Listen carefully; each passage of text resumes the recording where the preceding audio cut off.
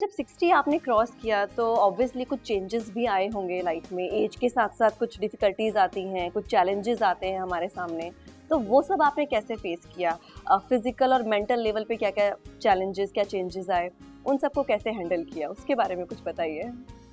I don't know how to answer this question, क्योंकि मुझे कभी लगा नहीं कि मुझे फिजिकल लेवल पे या मेंटल लेवल पे चैलेंजेस आए, इन द सेंस कि आए, ऐसा नहीं है कि नहीं आए, पर वो एक ज़िंदगी के रफ्तार के साथ आते ही हैं जी। लेकिन प्रॉब्लम ये था कि I think you know about in the year 2000 नहीं 1995 में मैंने हुतुतु किया। उसके बाद मैं कैमरा के सामने आ गई। पहली बार मुझे अब अपना दिमाग जो था उसको एक नई दिशा देनी थी। कैमरा के पीछे सोचना बंद करना था, अपने ऊपर ज़्यादा अटेंशन पे करना था। उसके आगे मैं क्या कपड़े पहनती थी नहीं पहनती थी, जैसे यहाँ सारी असिस्टेंट्स जितने कंफर्टेबल कपड़े होते हैं भले झल्ले लगो, इट डजेंट मैटर, क्योंकि आपका जो हुनर है वो आपके चेहरे से नहीं नापा जाता। बिल्कुल सही कहा। लेकिन एक दफ़ा कैमरा के सामने आ गए तो फिर समझ में आया कि नहीं, अब लुक्स भी मेंटेन करनी है, बिल्कुल सब चीज़ों का ध्यान लेके चलना है। सब चीज़ों का ध्यान लेके चलना है।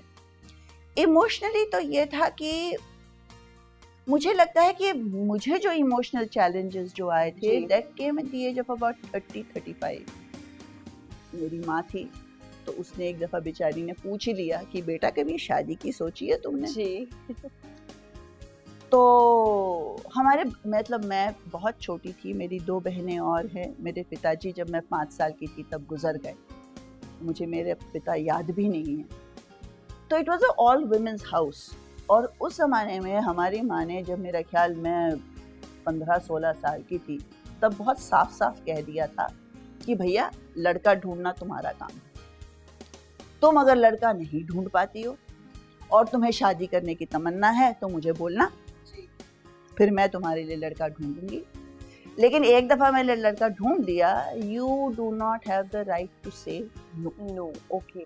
आई हैव टू कन्फेस कि काम करते करते बहुत लोग मिले, ऐसा नहीं है कि मुझे मर्द नहीं मिले जो मुझे अच्छे नहीं लगे, लेकिन मुझे उनमें लंबी रेस का घोड़ा नहीं मिला जिसके साथ, क्योंकि मैं किसी के पीछे चलने वाली तो थी नहीं और कंधे से कंधे मिलाने के चलने वाले मुझे मिले नहीं।